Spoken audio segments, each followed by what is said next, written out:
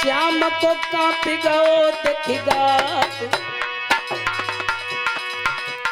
तीनों बैरी के नाम गिनाए गए।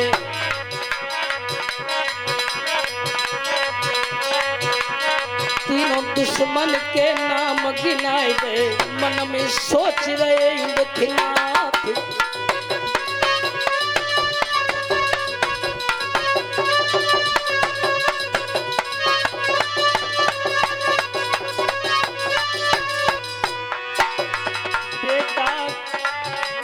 द्रौपदी दी द्रौपदी बन के आई है। विष्णु द्रौपदी दी द्रौपदी बन के आई है।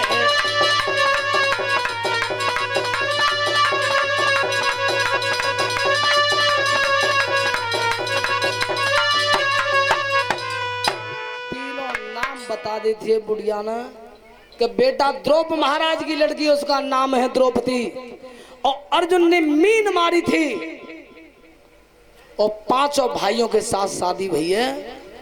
अब भगवान कन्हैया ठाणे कप गए कि डुगरिया की तलवार उठी है तो क्या तो मेरी मैया की तरफ के मेरे मित्र की तरफ और क्या मेरी मोहबोली बहन द्रौपदी की तरफ। क्रोध में आकर के भगवान कन्हैया ने कहा मैया तेने प्रतिज्ञा करी उन तीनों को मारवे की और मैं वचन दे रहा हूं उन तीनों की रक्षा करूंगा। तीनों की रक्षा नहीं कर पाया तो मुझसे देवकी नंदन कहेगा कौन कृष्ण। उसी समय वो बुढ़िया क्रोध में आकर के बोली है क्या हाँ अरे बेटा ये बात सुन लइए मत पीछे कदम हटाइए मत पीछे पैर हटाइए बेटा करम चक्र उठाइए हथियार सामने आइए हथियार सामने आइए कुआ छोड़ भाज मत जाइए तेरे महाराज रे यूं ठाड़ी मैया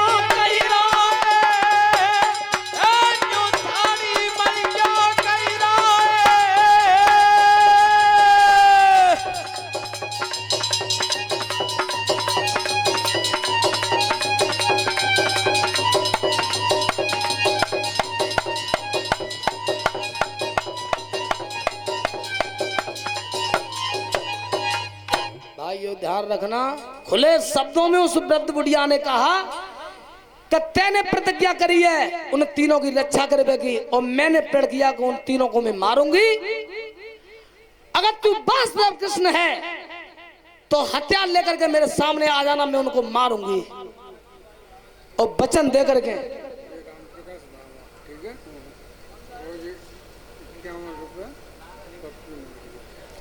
और 101 रुपए से सम्मान कर रहे हैं राम प्रकाश बाबा। 51 रुपए से सम्मान कर रहे हैं पप्पू नगरिया निवासी हैं। परमात्मा सुख शांति प्रदान करता रहे। बोलिए आनंद कंद भगवान की। भाइयों ध्यान रखना इतनी बात कहे कि भगवान कन्हैया और अपने रथ पे बैठ गए थे।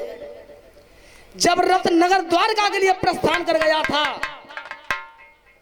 तो रथ को नगर से बाहर खड़ा किया है और रथ नगर से बाहर खड़ा करके सबसे पहले भगवान कन्हैया मैया देवकी के कक्ष में पहुंचे हैं और मैया देवकी ने अपने बेटा को आते हुए देखा तो वही दिन लौट के याद आ गया था कि मैं बहुत दिन भूल नहीं सकी कृष्ण कि मेरे 6 बेटाओं को मेरे भैया कंस ने मार दिया और मार के कभी तो ना छोड़ी।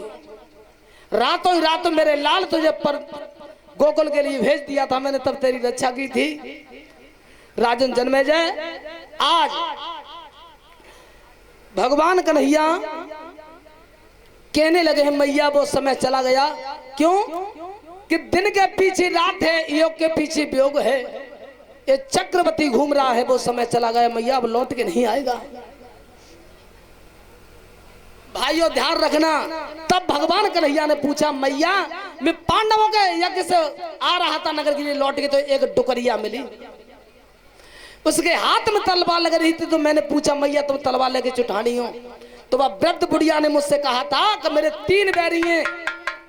तो मैया पहला नाम बताया है बा डुकरिया ने, तो 13 है। अब जब बता दे मैया देवकी तो तेरा बैर क्या है उस बुढ़िया से? ऐसो ही देवकी मैया थर-थर कांप गई थी और रो करके बोलिए, मेरे लाल कृष्ण वो बुढ़िया मरी नहीं, अभी जीवित बैठी है। मैया जीवित ना है, तलवार लेके ठाड़ी है। तो देवकी बता रही है अपना पूर्व जन्म का वृतांत। क्या?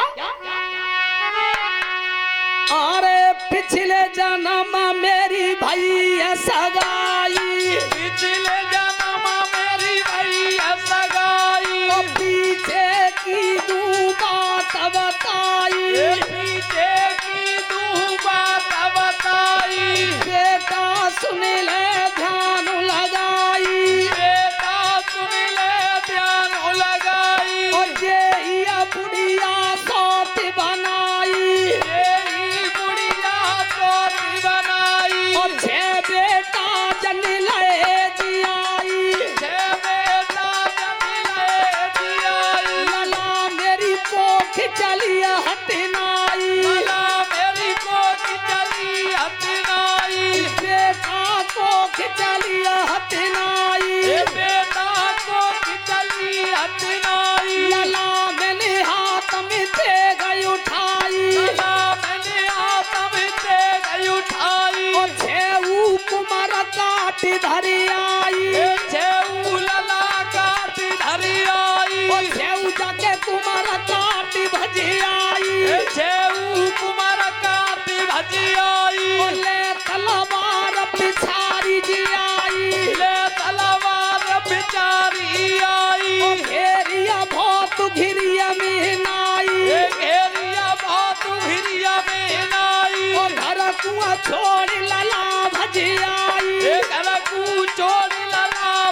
आई, मेरे महाराज रे एक गिरी कुआ